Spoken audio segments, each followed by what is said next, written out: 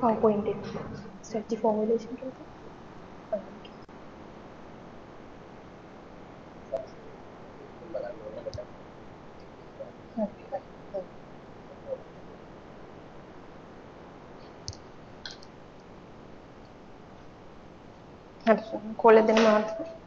Okay, good morning to all. Shall we start with today's session, strategy formulation. I think before that we have to recap what you all have already done. I think we are in the strategic management model. Yes, where are we now? I think you have completed with the first one, environmental scanning. Now we have to do the second step, or the second one, the strategy formulation. Yes, before that, just recap what you all have already covered under this environmental scanning, because that might be the base for this, the second step of the strategy formulation. Yes, what you all have covered under this environmental scanning. Yes, what might be the intention as a strategic management? Why do we do this environmental scanning? Mainly, yes, actually the main thing is, as strategic management or the strategic managers, we have to think about, as we discussed, the long-term future.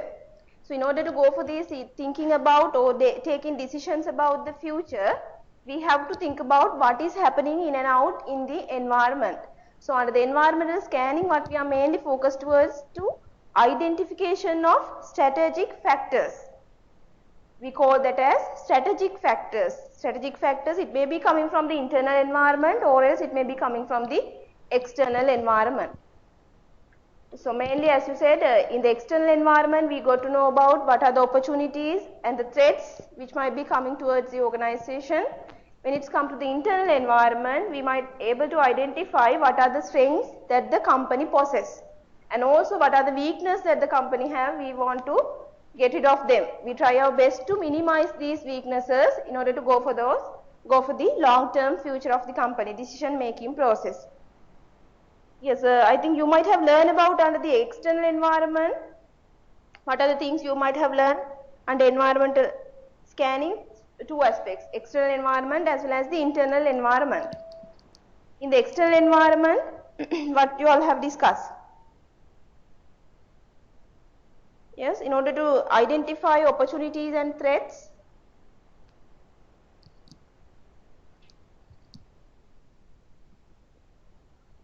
we call them as a whole strategic factors. Under environmental scanning, the main outcome is to obtain or to get aware about these strategic factors. So why do we call them as strategic factors? Because those factors might lead to affect the future decision making of the organizations, or the future performance of the organization. So once we are taking the decisions like vision, mission, objectives, etc., so those have an impact. So that is why we call these opportunities, threats, strengths, weaknesses, all as strategic factors. So the outcome of this environmental scanning is to get an awareness about these strategic factors, because these strategic factors might lead to future performance of the organization or future decision makings of the organization in strategic arena. Okay. Is what you learned under this external environment. Have you learned about this societal environment, natural environment, and the task environment? So internal environment is much more important. Internal environment, we call this as internal analysis or as organizational analysis. Yes, under the organizational analysis, what you discuss? Mainly?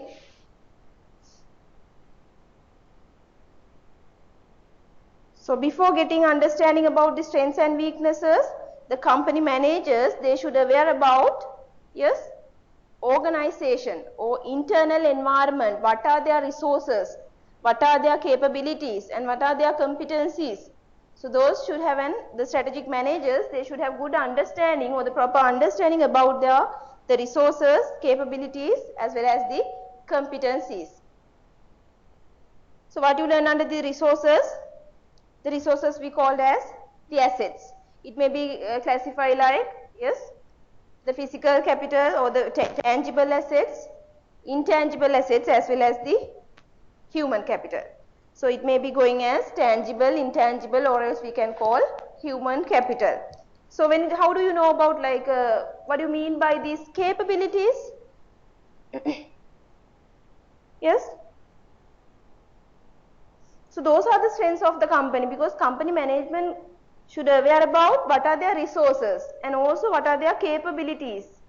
What do you mean by these capabilities? Yes.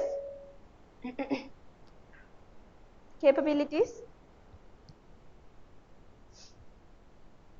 Yes. So we discuss about resources. As you all know, tangible resources are there, and also the human assets, or the human capital. That means the employees and their skill level, their motivation. When it's come to the intangible assets, we can say their patent rights, the copyrights that they have, the culture of the organization, the reputation that they have. So those are coming under the resources. So I mean, what do you mean by then capabilities? The resources are one hand, yes. Yes, that then we have to think about how to get exploitation of the resources, how to get maximum usage of these resources. Okay, therefore the company should have the skillful staff or the capable staff in order to get the maximum use of these resources that we have discussed. Therefore capabilities refers to what? The company's ability to exploit these resources. That means make good use of these resources. For example, sometimes we have the good marketing skills or the good marketing expertise. So even though there are people like that, we have to get them maximum usage or the maximum potential that they can give to the organization. So that is what we call the capabilities. Yes, when it's come to the competencies, yes, how do you identify as a competency? Yes, that means we have to have some kind of a cross-functional integration. We called as the cross-functional integration and coordination of capabilities. We discuss about the capabilities. The first resources. Resources is physical or less tangible, intangible, and the human. Then the capabilities in the sense how to get maximum usage of these resources. That is the company should be capable enough to get maximum usage of these kind of resources. Then when it's come to the competencies, the competency means, yes, competency means the cross-functional integration and coordination of these competencies. For an example, as I mentioned, there is a marketing expertise. Okay, assuming the company wants to go for the new product development as a strategy. So in order to go for this new product development, the company needs to have good R&D. In the meantime, they should have the marketing skills people. After, that means after launching this product, we have to get them, make them aware about the public, this product. So therefore cross-functional integration should be there. For the each cross-functional in the sense, each function should have the good integration. Maybe through the ERP software, MIS capabilities, but there should be good coordination among these different functions. Marketing, R&D, finance, etc. So that is what we call the competencies. Therefore, the competencies means the cross-functional integration and the coordination of these capabilities. So that is what we call the competencies. Yes, therefore, as I mentioned, under the internal analysis, you should have an idea about the resources, the capabilities, and the competencies of an organization. So then only we can have a good understanding about what are the areas that we are weakened. For an example, sometimes we are weakened at the R&D, research and development area. Sometimes we are strengthened at the areas of marketing expertise. So likewise, while doing the organizational analysis or the internal environmental analysis, the company might get to know about their strengths as well as the weaknesses. I hope you might have learned about the VRIO framework as well. So what might be the importance of the VRIO framework? Yes?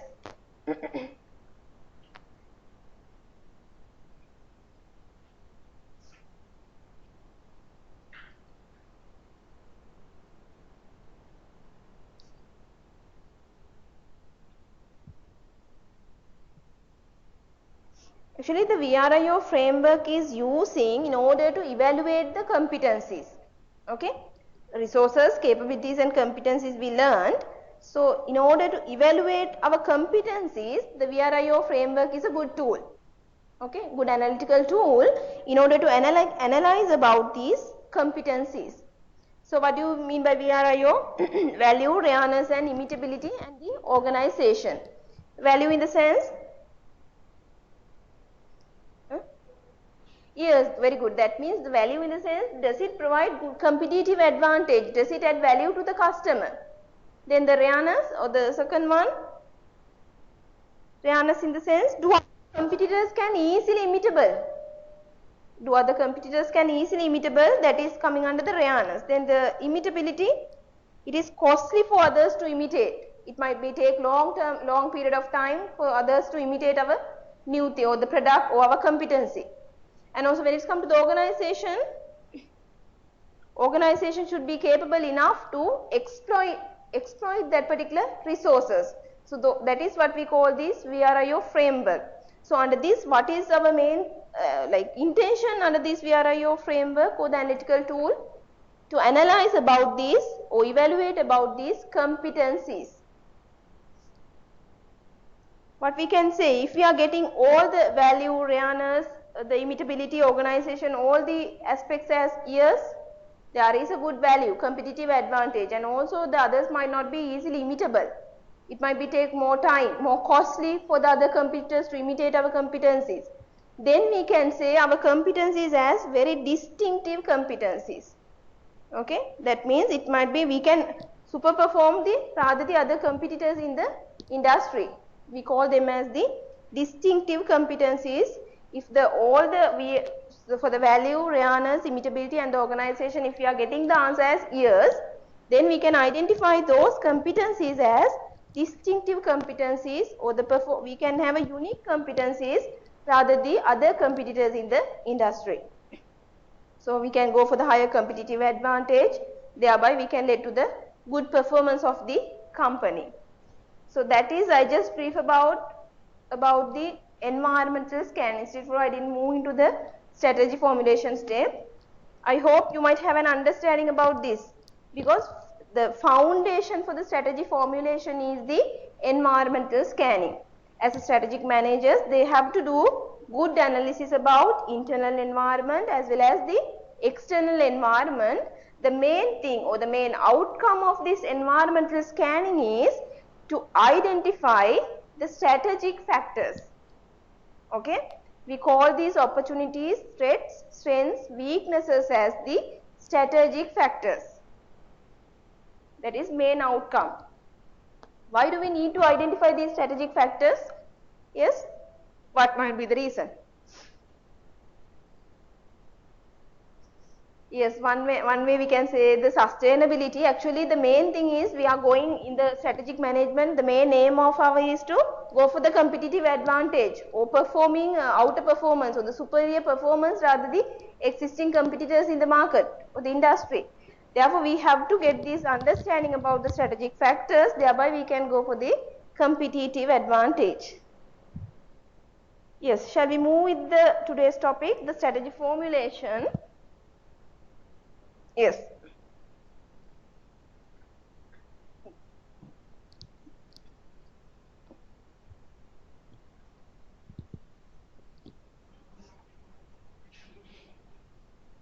Strategy formulation mainly, yes. We know about the environment now. We have analyzed internal environment as well as the external environment. Then what we have to do under the second step, we have to formulate these strategies. Then we have to think about the strategies. For an example, if there is an opportunity available in the outside the environment, then we have to think about what kind of strategy we can adapt in order to grab that particular opportunity. If there is threats coming from the outside the environment, then what might be the strategy in order to mitigate these threats coming towards our organization? Then under the formulation we learn about the long term or the long range planning. We call strategy formulation we called as the long range planning. We have to think about our future. So what kind of the strategic planning we have to have?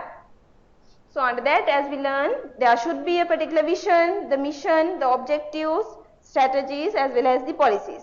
So this is the step that we are going to discuss.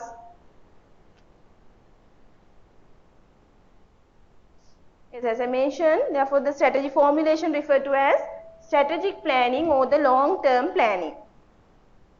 So under that we discuss about the mission of the company, the objectives, strategies, policies, etc.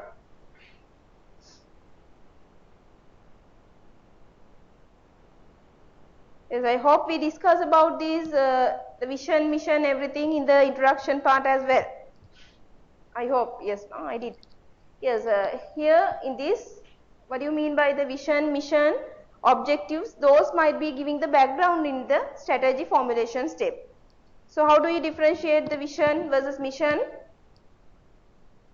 Vision is a, yes. When it comes to mission,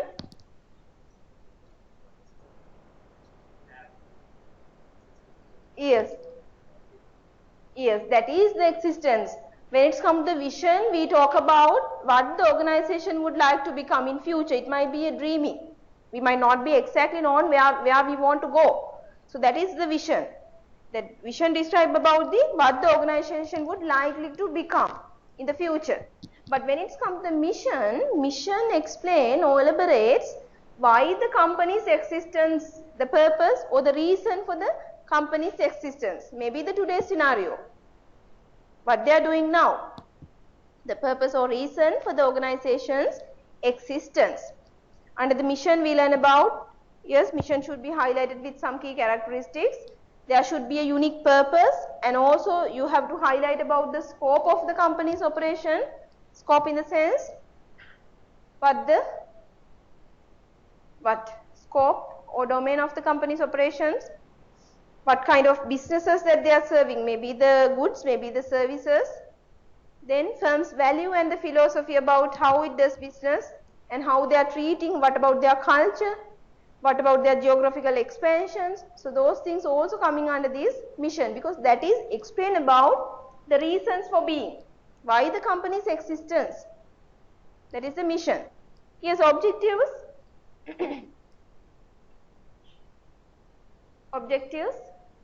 Objectives always quantifiable, rather the goals, the final outcome, yes, end results, yes, we can say end results or the final outcome of the particular planning of the activity. When it comes to objectives, they should be stated in action verbs and tell what is to be accomplished by when and quantified if possible.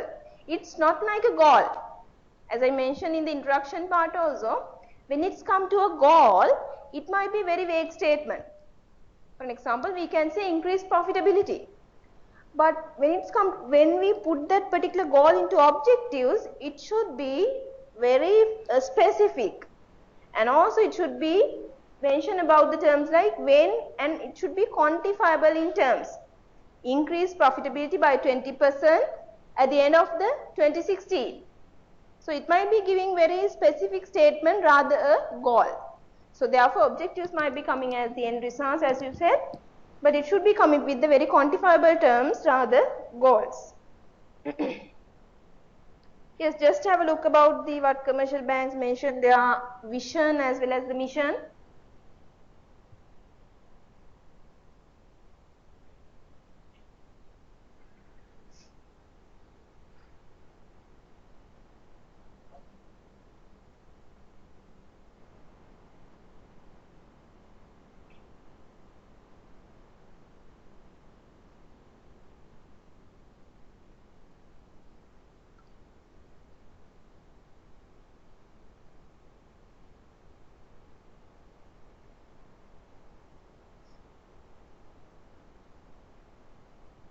Yes, to be the first one, the vision, to be the most technologically advanced, innovative and customer-friendly financial services organization in Sri Lanka poised for further expansion in South Asian region.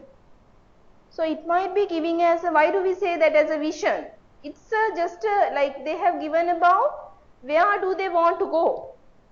here it might not be specifically clear cut about when they are going to go these expansion strategies. So it's given as they want to do further expansion in the South Asian region as a financial services organization. But they are mentioning about where they want to go.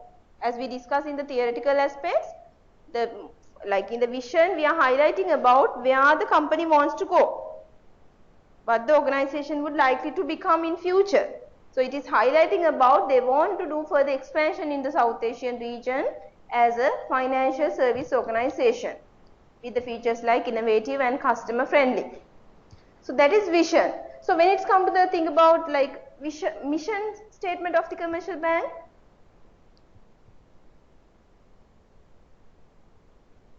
providing reliable, innovative, customer friendly financial services, utilizing cutting edge technology and focusing continuously on productivity improvement, list developing our staff and acquiring necessary expertise to expand locally and regionally.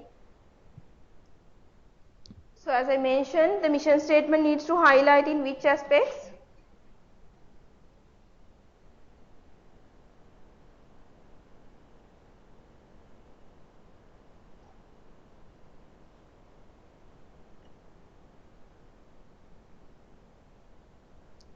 Yes, online student, you can't see me, no?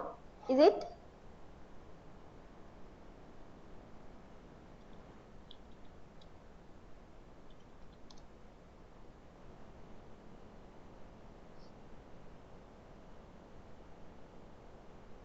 Can't see, no?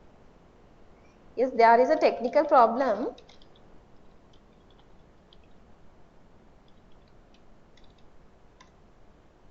Hope you can hear me.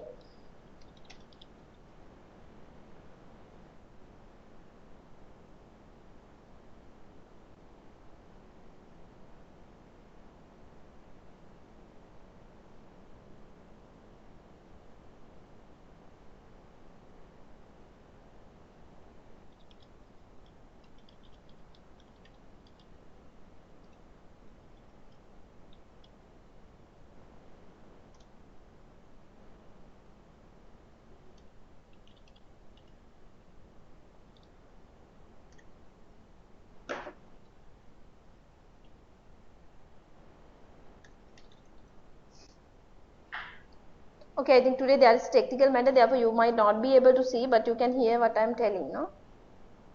We'll move it there.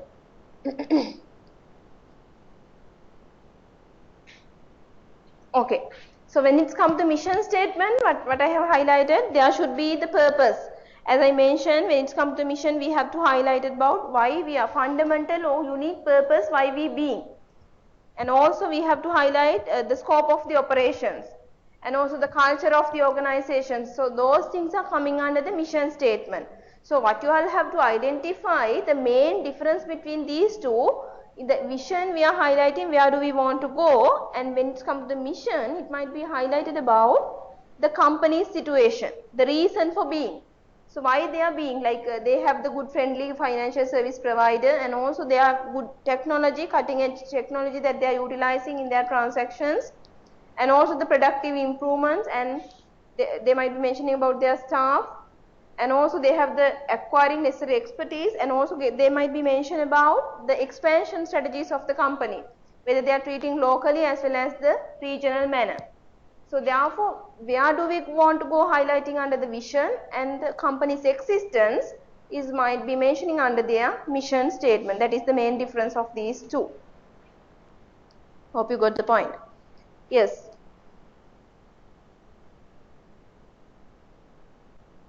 Yes, other than that, what you all know, under this formulation, we want to aware about what kind of strategies and policies that the companies adopt.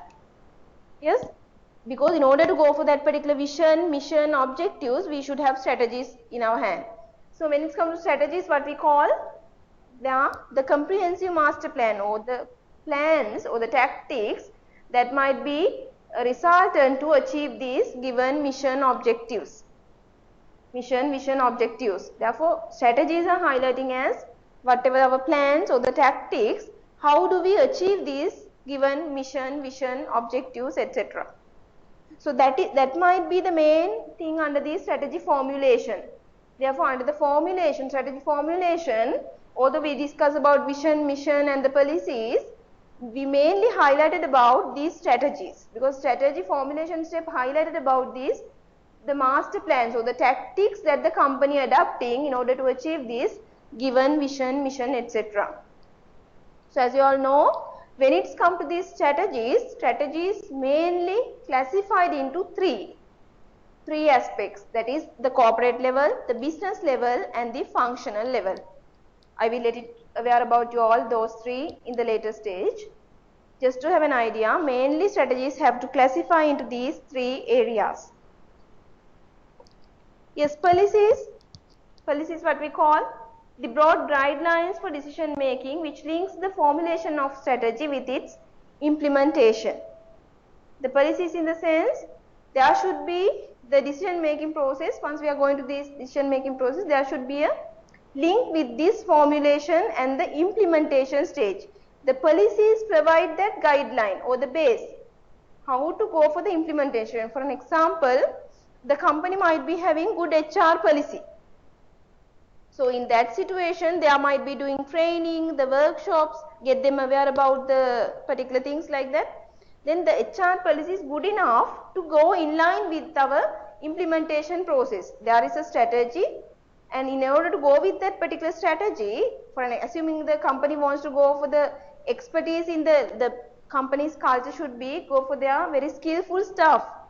So in order to go with the skillful staff, there should be HR policy.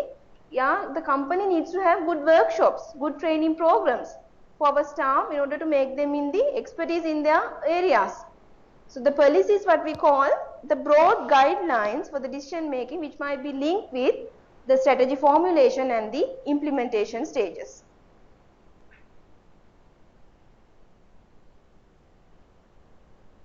Yes.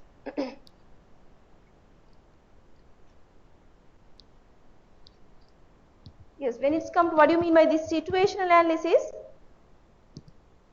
Actually, what we are doing under this, in the environmental scanning, you might identify the external environment and the internal environment. Thereby, you should get to know about what is happening in the company, what might be the particular situation of the company. We call this as a situational analysis. Because under situational analysis, you should get aware about what is happening in the company. Do we have some resources? Do we have the capabilities? Do we have the, in order to grab particular opportunity available in the outside, do we have the capabilities? We call this, we are doing a situational analysis. For this existing company situation, we analyze based on strengths, weaknesses, opportunities and threats. So we call this as strategic fit. As I mentioned at the beginning, if there is any opportunity available in outside, we want to grab that opportunity while utilizing our strength.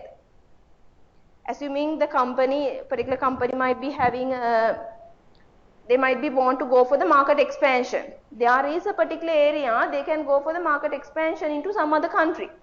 So there is an opportunity available there. In order to go for that particular opportunity, company should have their internal strengths. Understood what I am telling? They should have the resources. For an example, we might have to put up a branch in some other country or another region. So to do so, we should have the skillful staff in order to engage. Therefore, to grab the opportunity, there should be internal strengths. So strategic fit highlighting about it is a finding a fit between external opportunity as well as the internal strengths while working around external threats and internal weaknesses. So therefore, there should be a match between, that means what the company offer, what the market requires, like that. There should be a fit between those two. So strategic fit is that there should be a match between the external opportunities as well as the internal strengths, and also we might be working around with the external threats. If there is an external threat, might be competitor might be coming with a threat, then we should have some kind of a strategy in order to minimize this particular threat. So that is what we call this strategic fit. So we might be able to identify what is the company's situation. Where are we now? Yes, to do so, the main tool, what we are doing? SWOT analysis. The main tool, main analytical tool, what we are doing under this situational analysis, we can call as the SWOT analysis. I hope you might aware about this SWOT. Yes, SWOT are strategic factors for a specific company. Yes, as I mentioned, SWOT stand for strategic factors. Why do we say strategic factors? This might lead to the competitive advantage as well as the future performance of the company. Yes, then the essence of strategy is opportunity divided by capacity. What does it mean? The essence of strategy is opportunity divided by capacity. Yes? Yes, when it's come to the strategy or the strategic alternative, we can call that as it should be some opportunity, and also in order to grab that opportunity, we should have the capacity. For example, if the opportunity is available, just available in outside, it's no any real value to the company, because the company should be capable enough to take the advantage of that particular opportunity. As I mentioned, company should be skillful or the strengthened enough to grab that outside opportunity. So that is what we call the essence of strategy is opportunity divided by capacity. We call that as the strategic alternative or a strategy opportunity divided by strengths minus weaknesses. Here strengths minus weaknesses in the sense the capacity that the companies possess. That means we have to get rid of these weaknesses from out of our strengths. Therefore, strategic alternative equals opportunity divided by strengths minus weaknesses. In the second point, it is highlighting the essence of strategy is opportunity divided by capacity, and opportunity has no any real value unless a company has the capacity to take advantage of that particular opportunity. Then only we can think about that as a strategic alternative. Understood what I am telling? If although there are opportunities available in the market, if the company might not be having good skillful staff or good resources, good capabilities, it is in vain. Therefore, in order to have a match between those two, the company should be capable enough to grab that particular opportunity available in the outside. So that is what we call as the strategic alternative. Yes, what kind of difficulties or the criticisms against this SWOT? Because SWOT might be very long lasting, or the very previous tool that we are utilizing in order to do this situational analysis. The validity is very less in today's scenario, although most of the books they have mentioned about the SWOT analysis. Yes, what kind of loopholes or the criticisms against this SWOT?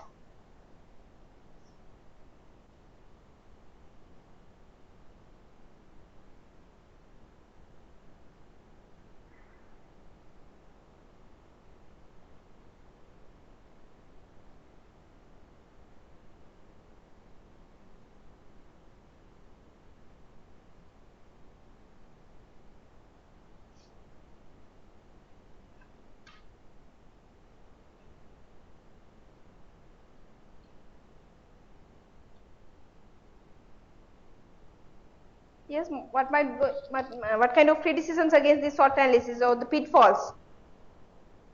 Yes, when it's come to the SWOT, it might be just depicting a list or the lengthy list, but no any priorities or no any weightages are given. We don't know. For example, if we take the strengths,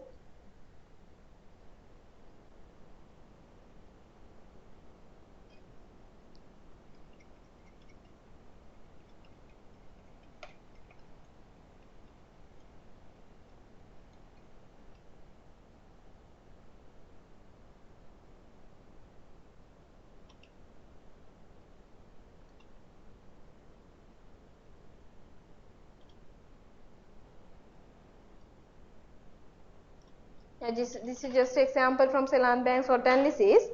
So once you are taking this, when it's come to the SWOT analysis, it's just a lengthy list they are given.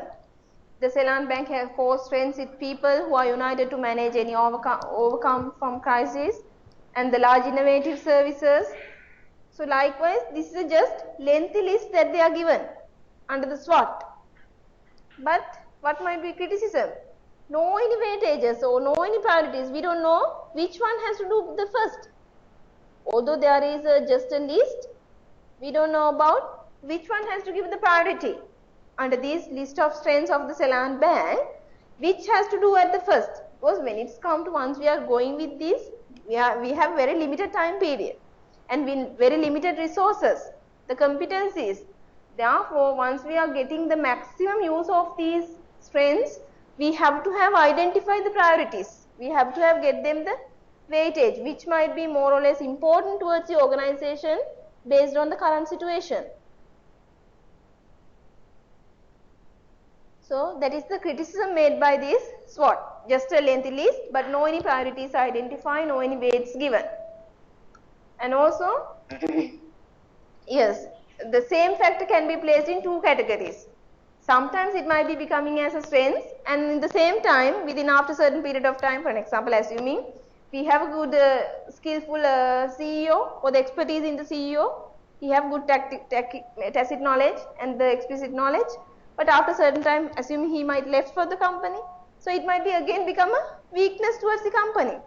Therefore, when it comes to the SWOT, the same factor can be placed in two categories. Maybe the strength, and also after certain period of time, it might be become as a weakness.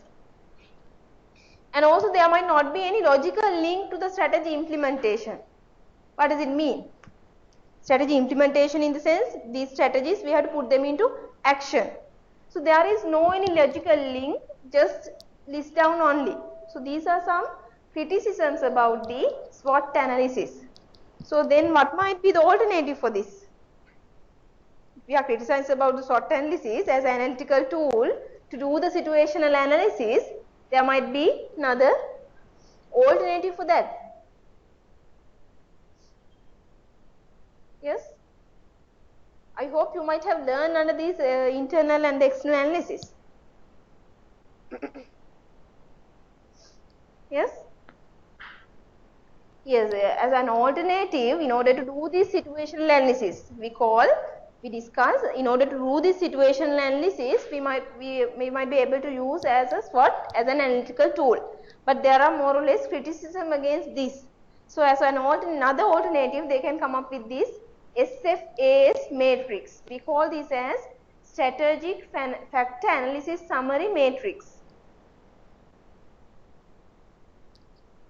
I hope you might have learned this EFAS table and the IFAS table under the external and internal environment, because that might be the final outcome of this internal analysis and the external analysis. Learned, no? Yes, I just brief on that.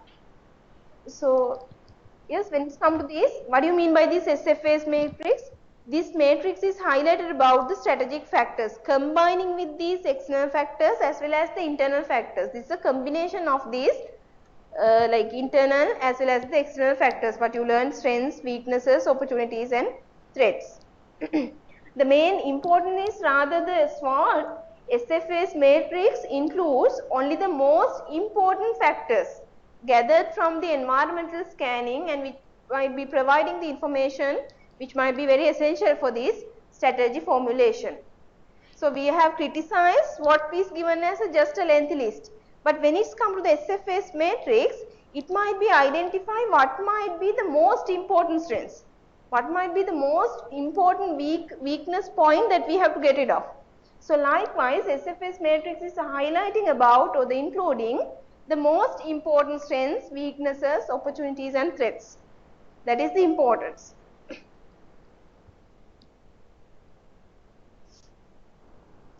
But getting the inputs for the SFAS matrix from the environmental analysis.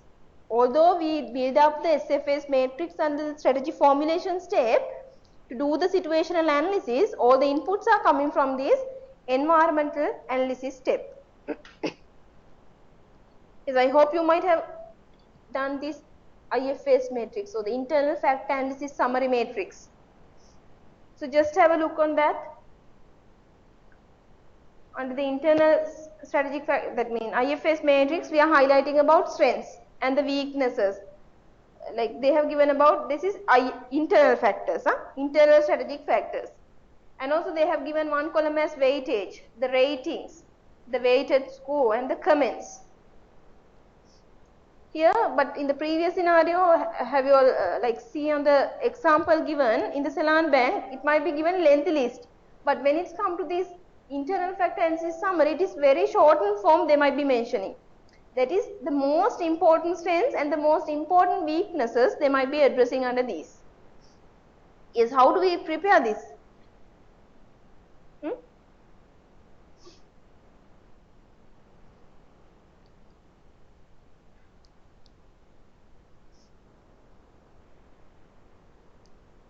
Yes, you might have learned under the internal factor analysis summary, it might be mentioning these are some internal factors into the generally accepted categories of strengths and weaknesses to analyze how well a company's management is responding to these specific factors in the light of perceived importance of these factors. That's why I have highlighted, not like SWOT in this like IFAS matrix as well as the EFAS matrix, we identify what might be the perceived important factors from this list of strengths and the list of weaknesses. Therefore, how do we do so? It might be providing, can you all remember what you learned under internal analysis VRIO framework? The value, rareness, immutability and the organization. So, I told at that point of time the VRIO framework is utilizing for what? Yes, evaluating about the company's competencies. VRIO framework might be utilized to evaluate the company's competencies.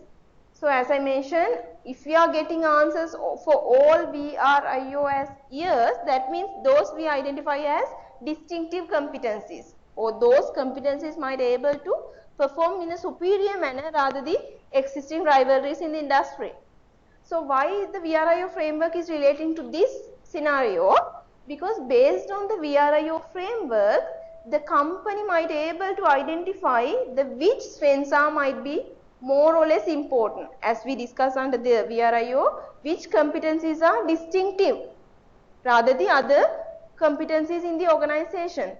So, here also because in the IFAS matrix also what we are focusing about, which factors giving the importance, which factors play a good role in the company strategies. Therefore, this VRIO framework might be facilitating in order to identify the which strengths are good enough to company, which strengths are might be able to outperform rather the existing rivalries. So, in IFAS matrix, just to have an idea how does it build up. As you all can see in the column 1, it is highlighting about the internal factors, just a listing about the strengths as well as the weaknesses.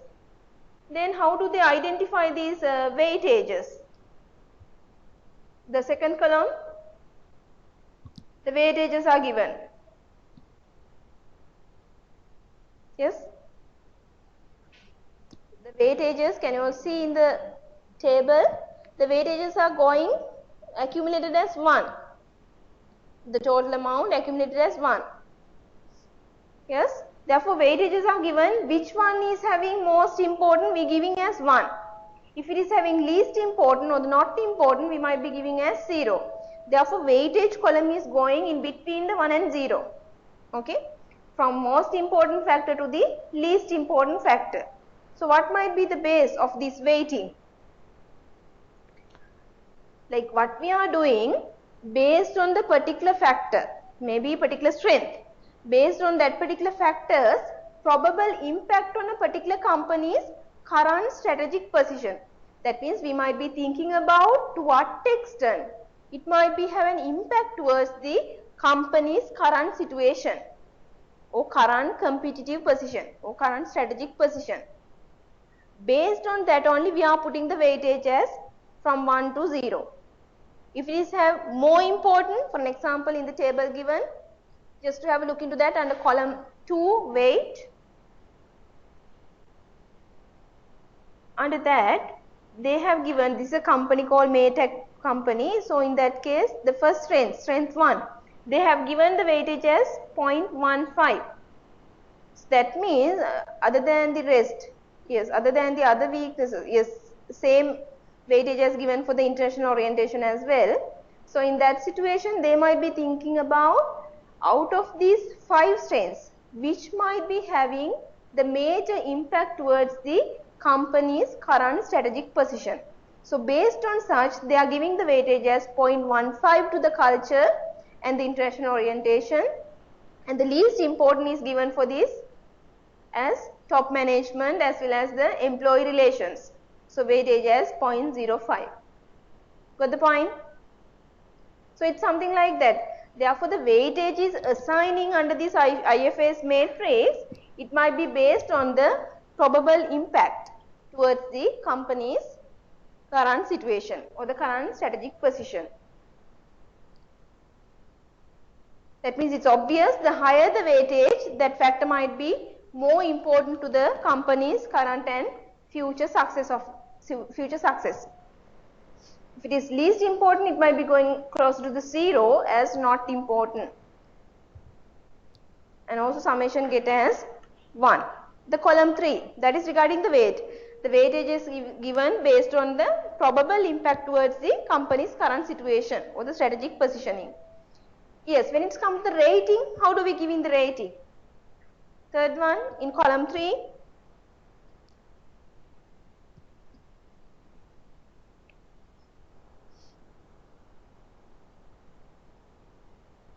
Actually, yes, any idea? Yes? Yes, it's like a priority. Which factors they have to?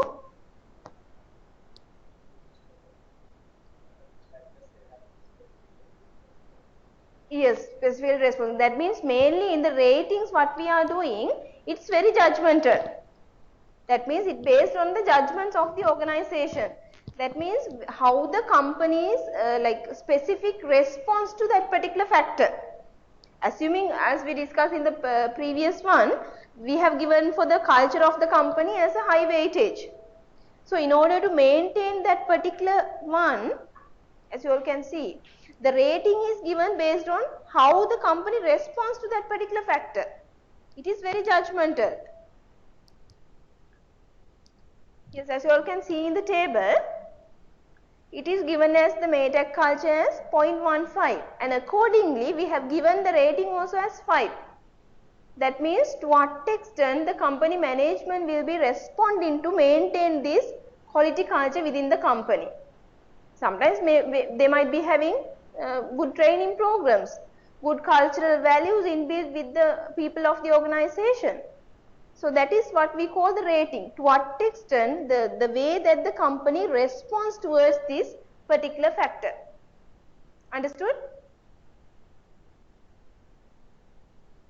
So that is based on that we are giving the rating. That's why I told you it is judgmental. Exactly we can't define, yes, we are giving like that. It's very judgmental based on the response of the company. Yes, when it comes to that, that is the rating. Therefore, weight is given based on what? That is based on the probable impact towards the current situation of the company. But when it comes to the rating we are given based on our judgment. Okay. Yes, then the last one, yeah, column 4 is the weighted score. That is the multiplication from the weight into rating. That is what? The column 4, weighted score. And if there are any comments, we might be mentioning under this, the last column. So as you all can see, the highest weighted score is given as in the strengths, it might be coming as the culture. The weakened points, it might be going as highest weight for the financial position and the global positioning. And also accordingly we are commenting on that, why it is so. So for an example, 0.75 has occurred as the quality culture, then they have commented that as it might be lead to success of the company. And also financial position gets 0.30 as a weighted score and commented as the company facing high financial difficulties. They have more loans. The debt capital is more. So likewise, that is what we call this IFS matrix. This is an alternative for this SWOT analysis or the SWOT analytical tool. Because SWOT, as we criticize, it might be giving lengthy list. But when it's come to this matrix or the IFAS or the EFAS matrix, we might be mentioning here, we are giving priorities, we are identifying weights for each factors, thereby in the IFAS and the EFAS matrices, we identify which factors are most important towards the company's success. Got the point? That is the main difference in between these SWOT and the matrices.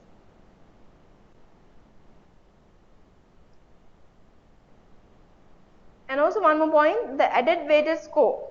The finally added weighted score we take under column 4, as you all can see in the table, it might be coming as 3.05. So what might be the conclusion?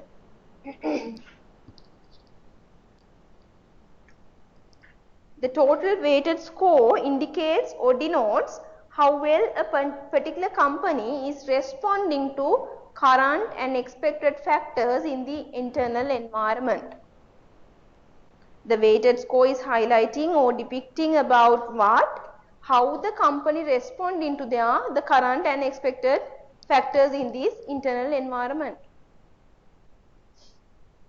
And also we might be mentioning this weighted score might be reflection about the company's the current performance, maybe our market share, maybe our profitability. So those things are reflecting through this total weighted score.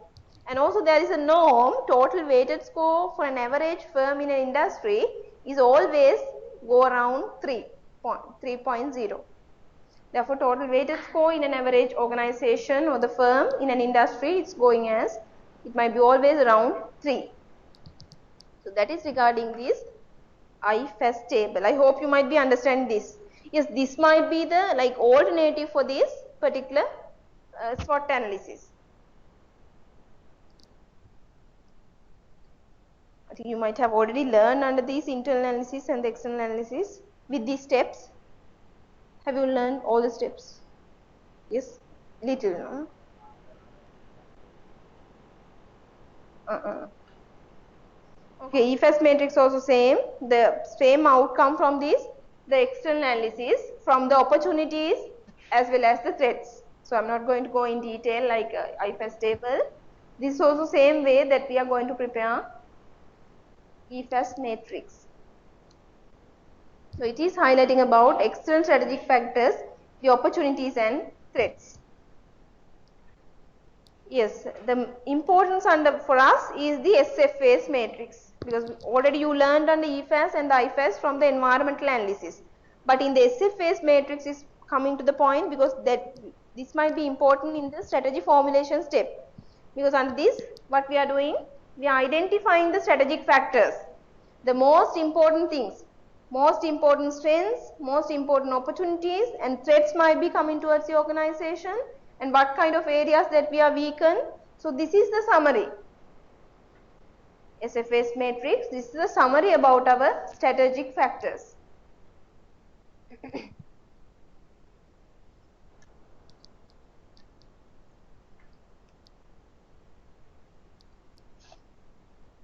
Yes, you can look into, you can compare with the previous IFAS and the EFAS, because under that main points or the important points are coming to this SFAS matrix.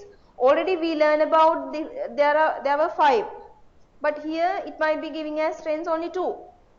So most important things are coming under this SFAS as a higher weighted score. And also there were 5 weaknesses in the IFAS table, but in here there were 2.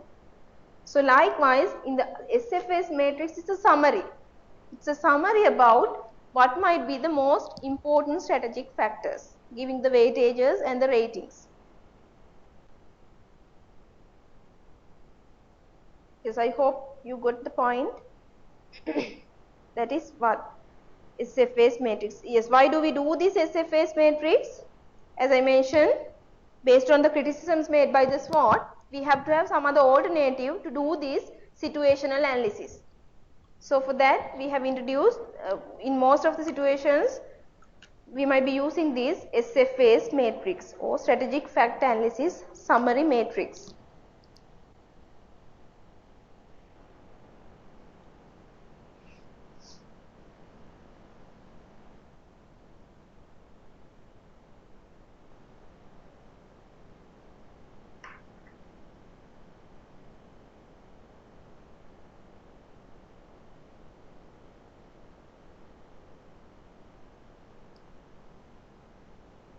Yes, shall we have a quick break? Then we will start with the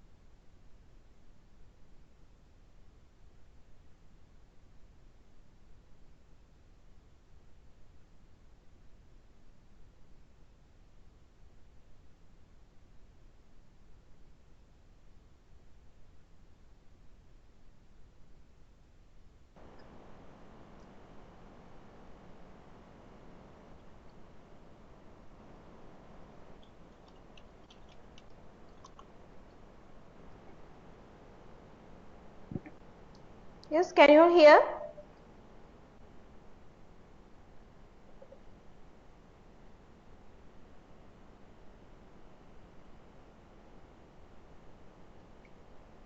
All right. Okay, now thank you. Okay. So what we discuss, the market niche. The market niche is the area where there is a need in the marketplace which has not been currently addressed by the existing competitors. So while doing this proper strategic factor analysis, we can get to know about these areas like niche. And also another term, somewhat addition, the propitious niche. What do you mean by this propitious niche? Actually, it is same as that particular niche, but what is the difference? This is extremely favorable niche that is so well suited to the firm's internal and external environment that other companies are not likely to challenge or dislodge it. That means although there are rivalries in the market, they might not be getting any threat out of this particular niche because we might be safeguard with them. So since that is due to the fact that it is extremely favorable to the company's hand, the company's position, it is very extremely favorable due to the internal as well as the external environmental elements. You all can see we call this propitious niche as the strategic sweet spot. In an alternative manner, we call it as strategic sweet spot, where a company is able to satisfy the needs of the customers in a way that rivals cannot. That means we are outperformers, we are the superior performance in this particular need addressing. Actually, we can say that as a unique market opportunity that is available for a particular company. So therefore, we call this propitious niche or a strategic sweet spot.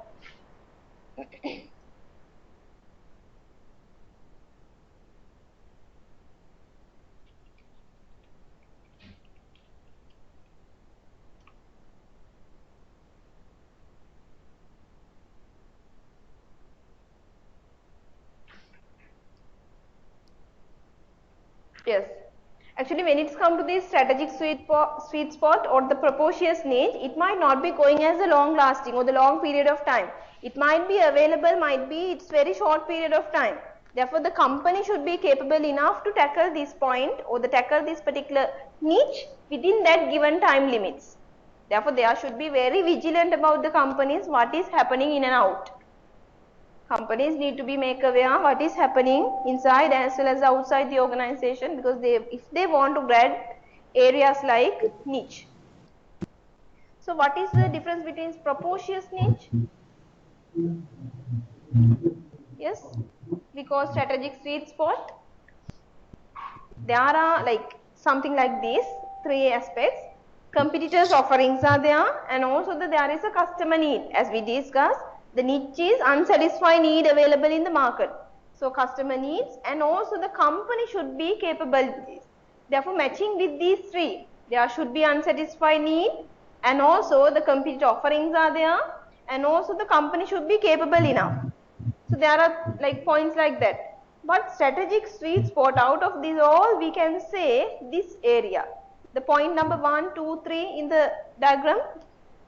Why do we say that? The company can meet the needs of the customer, but are there any rivalries? No, no rivalries are available, and also the company is capable enough to grab that particular need available. Understood? The strategic sweet spot, that's why I told you at the beginning, the propitious niche or the strategic sweet spot is the area very favorable to the company's hand. Therefore, in that situation, there is an unsatisfied need in the market, then company should be capable enough to grab that particular thing without having any rivalry offerings. So that is what we call this extremely favorable niche or propitious niche, or as we call as strategic sweet spot. This highlighting here, the strategic sweet spot of a company is where it meets customers' needs in a way that rivals can't, given the context in which it can compete. That is what we call strategic sweet spot.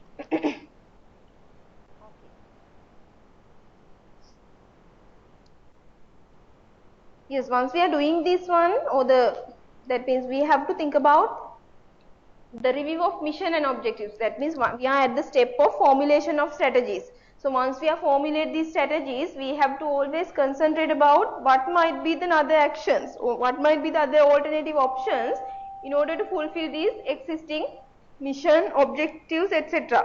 Therefore, always as the time goes, company needs to have a revival about their vision, mission, objectives, etc. For an example, sometimes we have given unachievable targets or unachievable objectives to our staff, but they might not be able, it might not be enough, them to viable enough to implement those or to do those. Therefore, in time to time, what the company managers or the strategic managers, they have to review that whether this particular mission objectives are go in line with this, the company situation, and also what is happening in and out of the environment. We have to revisit them again and again with the time. Yes, another alternative strategy, that means TOS matrix. I hope you might have heard this.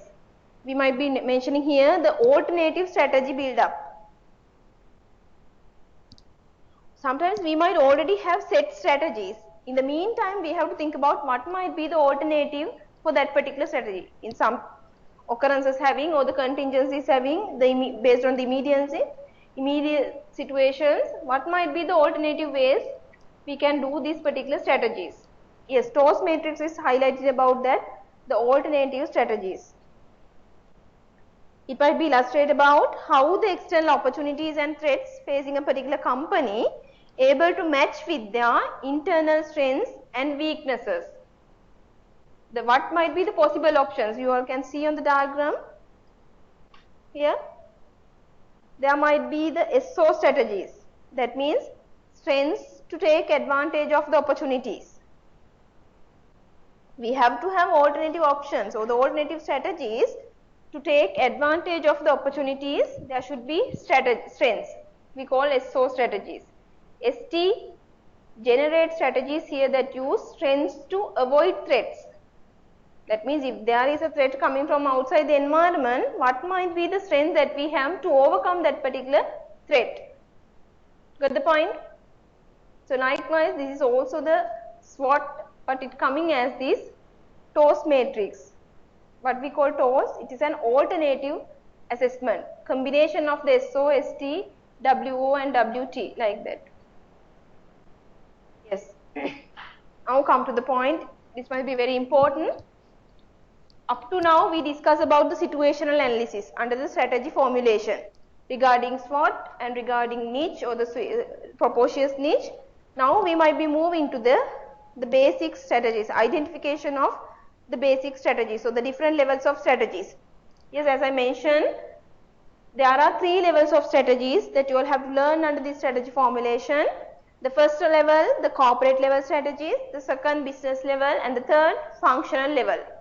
It might be going as separate chapters or the separate sessions. Today what we are going to do under this identification of these, the basic understanding about these different strategies. Yes. How do we differentiate the corporate level and the business level? Yes. We are going to talk about these 3 different level strategies, corporate, business and the functional level. We mainly focus towards, yes, when it's come to the corporate level strategies might be paved for the organization for whole, might be giving an helicopter view or overall direction about the organization as a whole. Therefore, in order to analyze this, the company want to think about what kind of industries that we are moving to. Because it might be corporate strategies are looking at an overall view. That means for the company as a whole. So in that case, they might be looking to what about our business portfolio? What industries we might be moving to in the coming years? So it might be concerned with very vast or the very whole area. But when it's come to the business strategies, we might be basically focused about to improve the competitive position. So in the business strategies, we might be mainly focused about the specific industry that we are in or specific products that we are offering. Got the point? But when it's come to the corporate strategy, we might be make things as a whole. It might be thinking about which industry we are moving to in the coming years. But when it comes to business strategies, under the business strategies, we might be basically focused about how to improve our competitive position. Maybe thinking about a particular specific industry or specific market segment or geographical region. Here mainly we are thinking about our SBU level. Can you all remember, you might have learned about the SBUs? Yes, strategic business units. Yes, what can you say about strategic business units? What do you know about that? SBU? When it's come to the company like 8 Space Holdings or the Hemas Group, they have different SBUs. As a whole, the company might be thinking about corporate level strategies, but when it's come to their SBU level, they might be going in line with these business level strategies. Got the point? Therefore, when it's come to the corporate strategy, they might be fully focused about the industries that the company should be in. But when it's come to the business strategy, they might be more focused towards their SBU level or business unit levels to maintain, to improve the competitive position of an organization. Yes, what do you learn about this SBU? Yes, SBU is, when it's come to 8 Space, there might be different SBUs. 8 Space Group as a company, then they might be having transportation, hotels, ticketing service, printing, etc. So those we can identify as different SBUs. Yes, SBU is, how do we define strategic business unit? Those are the divisions or the groups which compose independent product market segments, and also they are given primary responsibility and the authority for the management to continue their own functional areas. When it's come to the 8 or the Hemas, think about Hemas Holdings. So in that sense, they might be thinking about hospital sector, and also they might be thinking about another transportation sector. So like that, there are different SBUs. So in that case, the SBU is an independent market segment. So once they are in the hotel sector, they might be catering to those occupants or those customers. Therefore, SBU is an independent market segment. They might be given the primary responsibility to maintain that particular area or that particular businesses. Therefore, they should have their identifiable competitors. For an example, as we discussed, 8 Space Hotels, they might be having Kandalam Hotel. In the Kandalam Hotel, that is one SBU. That is coming under hotels, one SBU. Then they have their own identifiable competitors based on their ranking, like 3-star or 4-star or 5-star. Based on their ranking, they might be having identifiable competitors in that particular market segment or the market. And also they might be thinking about how to cater with the external market, how to control our business functions. That is unique to them. Understood? That is independent market, independent products market segment. Got the point? That is what we call SBU. So thinking about as a whole, it might be going in line with the corporate level strategies. But when it's come to thinking on the SBU level, we call them as the business level strategies. Got the point? So as you all can see in this differentiation, yes, like in the corporate strategy asks what industries the company should be in. In the latter part it has been mentioned in the PowerPoint. The corporate strategy focus towards the what industries the company should be in. But when it's come to the business strategy, it might be focused about what? How the company or its business unit should compete or cooperate in each industry. Here in the corporate level, they might be taking the decision whether we are going to the hotel industry or the transportation industry or the pharmaceutical industry. That is in the overall view, the overall direction of the organization. But when it's come to this, in the business level, what they are mainly focused towards in their SBU level or strategic business unit level. In the strategic business unit level, what they are focusing in how to battle the competitive position. Sometimes we might be having in this level, in the business strategy or the business level strategies, sometimes we might have to go for the competitive strategies. Competitive or else cooperative. Competitive in the sense what? Competitive in the sense always we have to battle against our other competitors in the market to go for the competitive advantage. The cooperative, sometimes we have to be cooperative.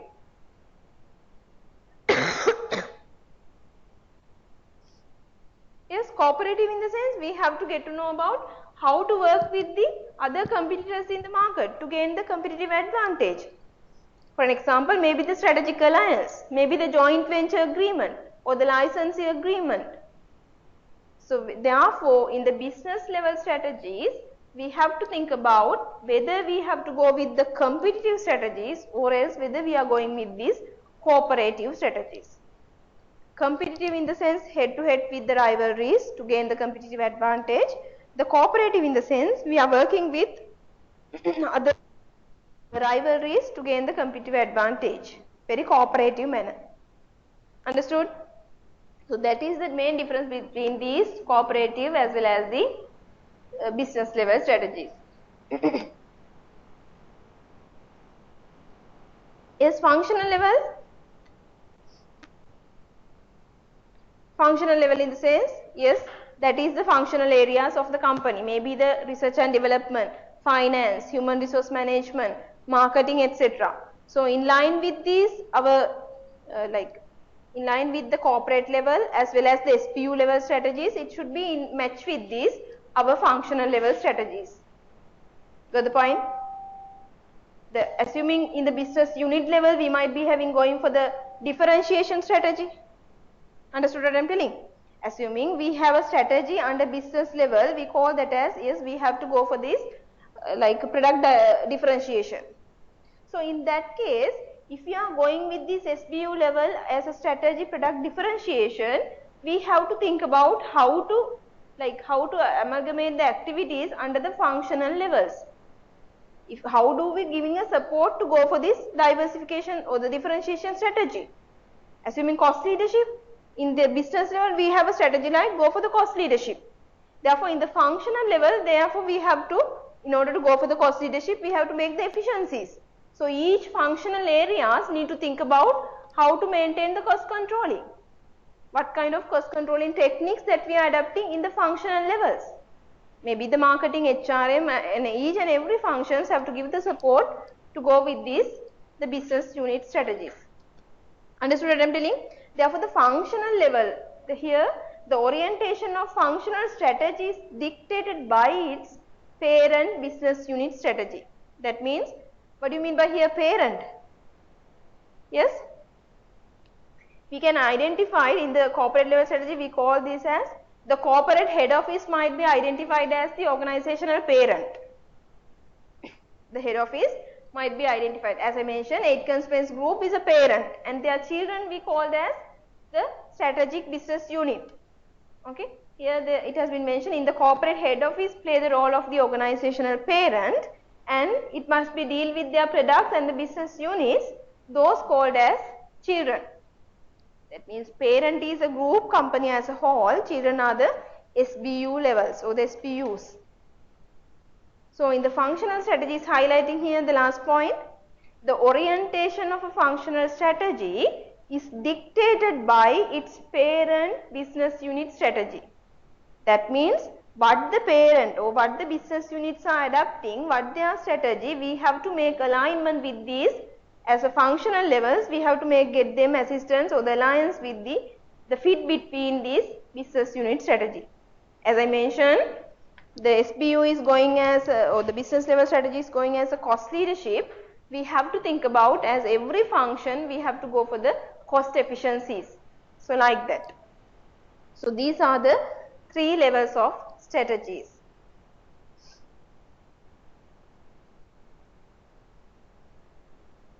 As I mentioned, the corporate level strategies, what they focus towards the company as a whole.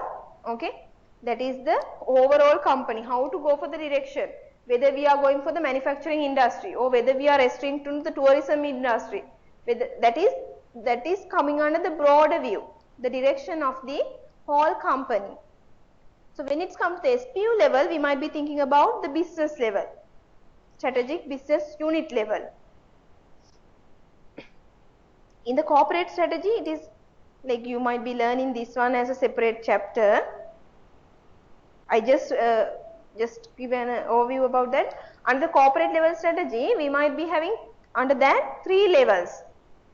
Mainly corporate strategy deals with these 3 things. The one thing is the directional strategy, and the other one is the portfolio analysis, and the other one the parenting. Directional, portfolio, and the parenting. Just to have idea, I think you might be able to learn this as a separate session. Yes, today main focus goes towards the business level strategies.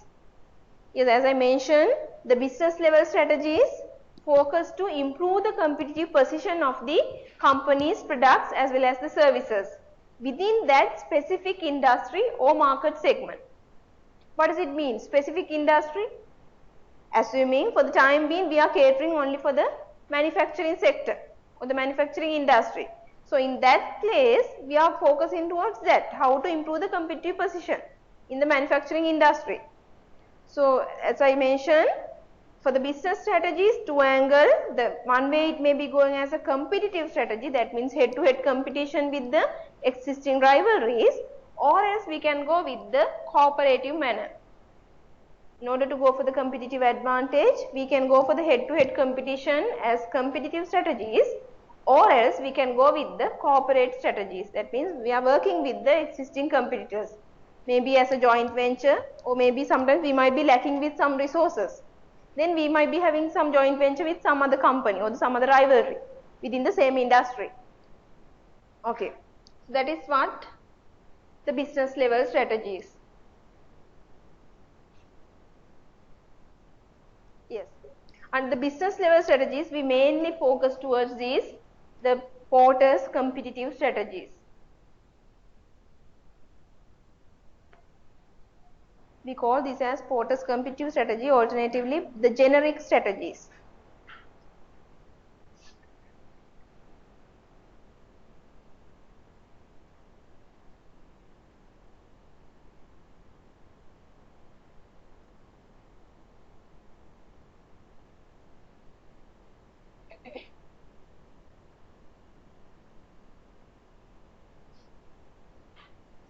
Yes, what are these?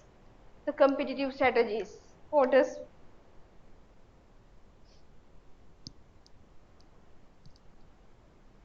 Yes, mainly we might be here looking towards that, whether the company is going for this low cost strategy, or else whether we are going with these differentiation strategies. Under the business level, under the generic strategies of Porter, we might be thinking on whether we are going with this lowest cost, and also whether we have to go with this differentiation of products. How do we do so? Yes, that is 2 main things. Yes, lowest cost, that means we have to do the the cost efficiencies and go for the lowest cost, then we can go for the low price, or else we can think about the differentiation. We might be adding some features to our products, maybe the quality improvements or the technological innovations, or adding some services. So likewise we can do these product improvements to do these differentiation strategies. And one more point, should we compete head to head with our major competitors for the biggest? Yeah. Apart from those 2, or else cost leadership and the differentiation, apart from those 2, we might be thinking about the focus.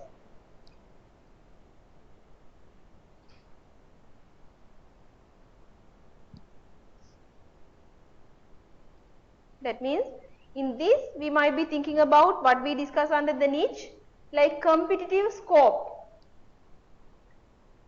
Is just to have an idea, lowest cost, as I mentioned, lowest cost strategy is the ability of a company or the business unit to design, produce and market a comparable product more efficiently rather existing competitors. That is low cost strategy.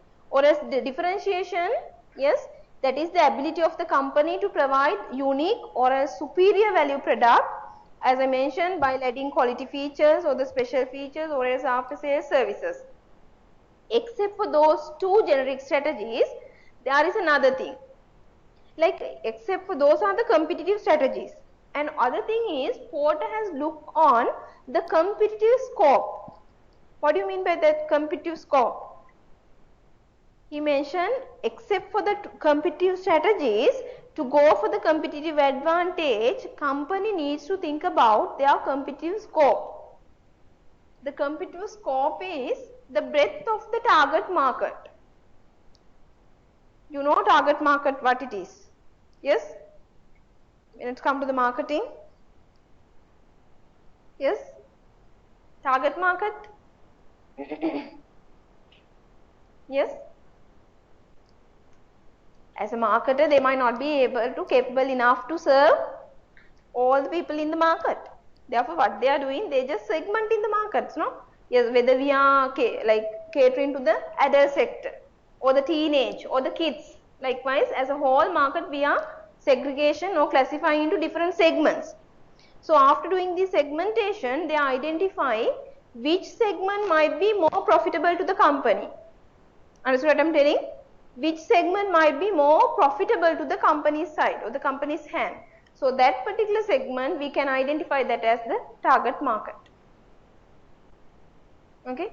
So, Porter has highlighted that except for these two competitive strategies, the company needs to think about their competitive scope. The competitive scope in the sense they have to look into that, the breadth of the target market.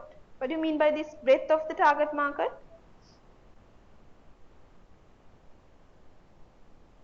Yes.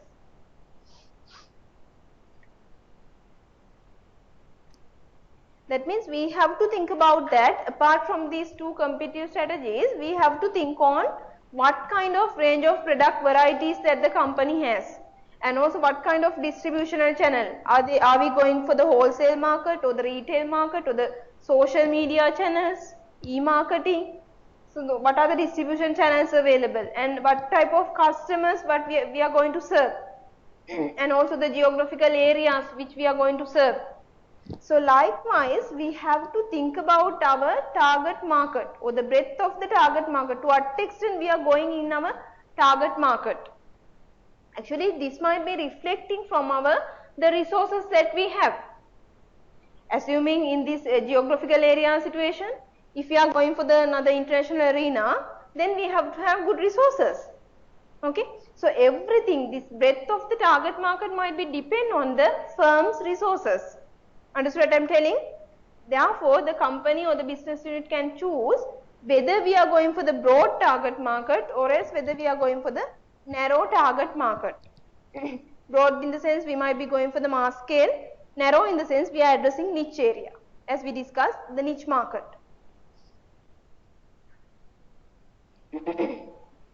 Yes, once they are combining with this, that means based on our target market, whether we are going broad or the narrow, combining with these two target markets and also the two competitive strategies, Porter has suggested 4 variations in the generic strategies, like this, as you all can see in the diagram.